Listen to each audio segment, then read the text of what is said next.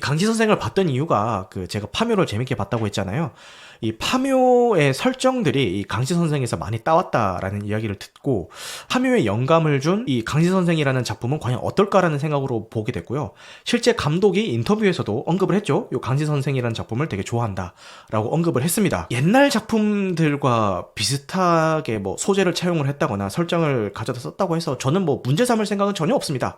독창적이지 않아서 이거는 뭐 잘못된 작품이고 이런 식으로 비판하고자 하는 생각은 전혀 없어요. 오해하실 분들이 계실까봐.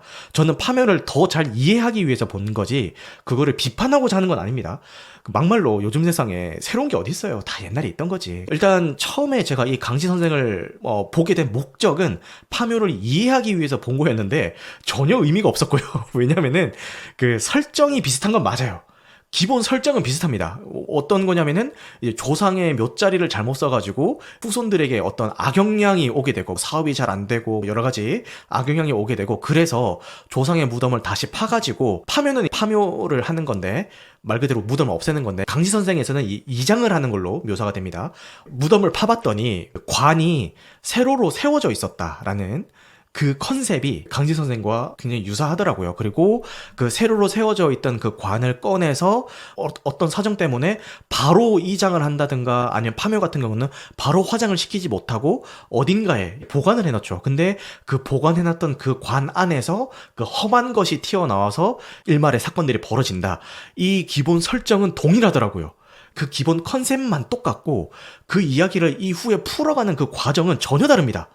강지 선생은 코믹 액션 위주로 이제 강시라는 소재를 차용을 해가지고 이제 진행이 되고요. 그 과정이 되게 유쾌해요. 되게 재밌게 봤어요. 제가 처음에 이 강지 선생을 좀 보려고 한다라고 했을 때 당시에는 정말 명작이었고 좋은 작품인 건 맞는데 처음으로 이제 와서 그 작품을 접하기에는 올드한 느낌이 좀 들 수도 있다. 그래서 볼 때 좀 만족스럽지 않을 수도 있다라는 그 우려를 표해주셨는데 저는 의외로 너무 재밌게 봤고요. 가볍게 너무 심각하지 않게 그냥 가벼운 마음으로 보기에 너무 재밌게 봤고 그 당시에 봤으면 되게 무서웠을 것 같기도 해요. 강시의 분장이라든가 쥐 같은 것들도 요새는 뭐 CG 많이 쓰는데 그 당시에는 진짜 쥐를 배우 몸 위에다가 막 올려놓고 막 그렇게 한 것 같더라고요.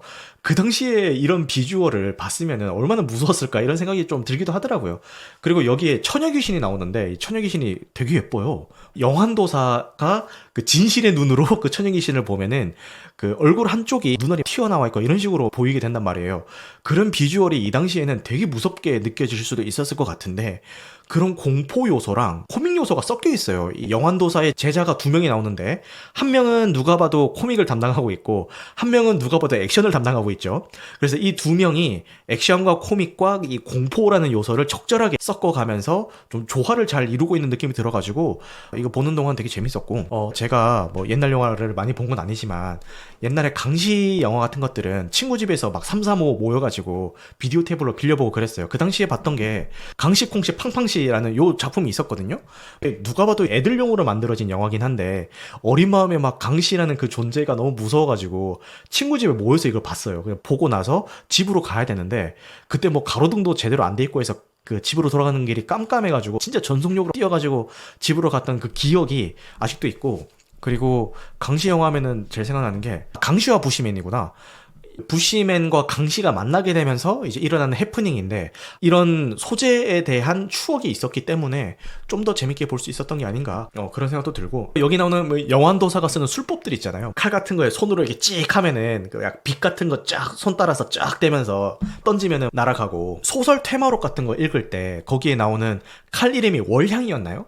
그 월향이라는 그 칼의 설정이 그 안에 영혼이 깃들어 있어서 탁 날리면은 휙 날아가고 막 그런 설정이 있었잖아요. 어렸을 때 책에서 읽어서 상상으로만 있던 그런 것들을 이런 강시 선생에서 영환도사 같은 사람들이 달빛 같은 거 돋보기 같은 걸로 받아가지고 자기 장비에다가 이게 씌우면은 장비가 좀 더 강력해지고 이런 것들을 보는 재미가 있더라고요. 그래서 너무 재밌었습니다. 강시 선생 별 3개를 왜 줬냐고 하는데 이 85년도 이 당시에 봤으면은 당연히 많이 좋겠지만 지금 봐도 재미는 있었는데 이거를 막 주변에 추천하면서 무조건 봐라 이렇게 이야기하기에는 좀 그렇잖아요.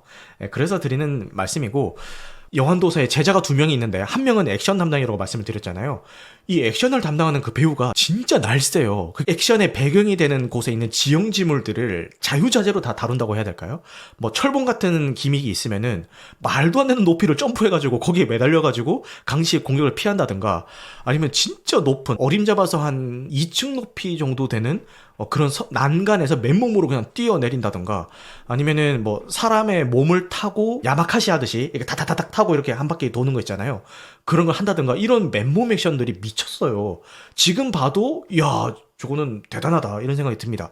그래서 거기서 무슨 생각이 들었냐면은, 요즘 액션 영화에서 이렇게까지 그 맨몸 액션을 강조하는 영화들이 잘 없잖아요. 물론 있긴 하지만 그 비중이 많이 줄어들었잖아요. 이런 강지선생 같은 이 당시에 홍콩 영화에서 썼던 진짜 맨몸을 날리는 이런 액션들은 세월이 지나도 전혀 촌스럽게 보이지 않는구나라는 생각이 들더라고요. 그러니까 CG를 쓰거나 이런 액션들은 나중에 몇십 년이 지났을 때 다시 봤을 때는 개봉 당시는 되게 좋아 보이는데 CG의 퀄리티도 세월이 지나면 좀 빗바래져 보이는 것들도 있고, 아무래도 진짜 맨몸을 날리는 것 대비해서 리얼리티가 떨어지는 건 사실이잖아요. 제가 태어나기도 전에 촬영이 됐었던 이 영화에서 나오는 이런 진짜 배우의 온몸을 날리는 이 액션들은 지금에 와서 처음 접하는 입장이었음에도 입을 떡 벌리고 보게 되는구나 이런 생각을 하게 됐고, 이와 비슷한 생각을 했던 작품이 사랑은 비를 타고라는 작품이었어요. 저작권이 만료가 돼서 유튜브에 무료로 공개가 되어 있습니다. 거기에 보면은 배우들이 합을 맞춘 듯이 탁탁탁탁 맞는 그 군무라든가 아니면은 그 뮤지컬 동선 장면들이 막 나오는데, 50년대에 만들어진 작품인데도 지금 봐도 막 입이 떡 벌어지거든요. 너무 잘 만들었어요. 아무리 기술이 발전하고 CG가 발전을 하더라도 진짜 사람이 직접 온몸을 날리면서 투자한 장면들은 빛을 발하지 않는구나라는 거를 이 강지 선생을 통해서 이제 좀 알게 되었던 것 같습니다. 그래서 너무 재밌게 봤고요. 궁금하신 분들은 티빙에서 보시면 될 것 같고, 플레이 타임도 짧아요. 많이 편집이 돼서 90분이라고 하긴 하던데 볼 수는 있으니까 티빙에서 많이들 보셨으면 좋겠습니다.